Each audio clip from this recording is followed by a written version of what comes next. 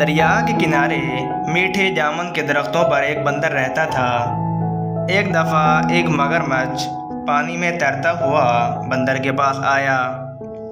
اس نے بندر سے کہا، میں بہت تھکا ہوا ہوں، مجھے بہت بھوک لگی ہے، کچھ کھانے کو دے دو۔ تو بندر نے جامن کا پکا ہوا گچھا اس کی خدمت میں پیش کیا۔ اس طرح مگرمچھ روزانہ بندر کے پاس آتا اور وہاں سے میٹھے پکے ہوئے جامن کا مزہ لیتا۔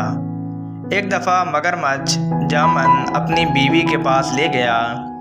لالچی بیوی کھانے کے بعد مگرمچھ سے کہنے لگی، ذرا سوچو بندر کا دل کتنا میٹھا ہوگا جب وہ یہ جامن روزانہ کھاتا ہے۔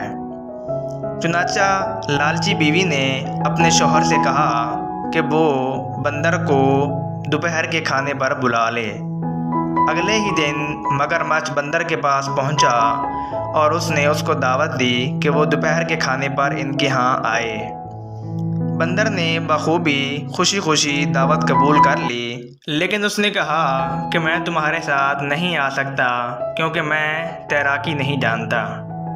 تو اس پر مگرمچھ نے کہا کہ تم میری پیٹھ پر سواری کر لو۔ چنانچہ جب تھوڑا ہی فاصلہ انہوں نے کیا تو دریا کے بیچوں بیچ اس کو مارنے کے لیے مگرمچھ نے اسے پانی میں دھکیلنے کی کوشش کی۔ بندر یہ دیکھ کر حیران رہ گیا کہ یہ میرا اتنا اچھا دوست ہے اور یہ مجھے کیوں مارنا چاہتا ہے۔ یہ سب کچھ دیکھ کر بندر نے مگرمچھ سے آخر پوچھا، تو اس پر مگرمچھ نے اپنی رات گئی بیوی سے جو باتیں ہوئی تھیں اس کو بتا دیا کہ ہم نے تمہارا دل کھانا ہے۔ تو اس پر فوراً بندر نے کہا کہ او میرے دوست، میں اپنا دل اپنے درخت پر چھوڑ آیا ہوں، چلتے ہیں واپس اپنا دل لینے کے لیے، آؤ تم میرے ساتھ۔ بیوقوف مگرمچھ اس کے ساتھ واپس چل دیا، اور جب ہی وہ اس کنارے پر پہنچا تو بندر فوراً درخت پر چڑھ گیا اور فرار ہو گیا۔ اس پر مگرمچھ کو بہت شرمندگی ہوئی۔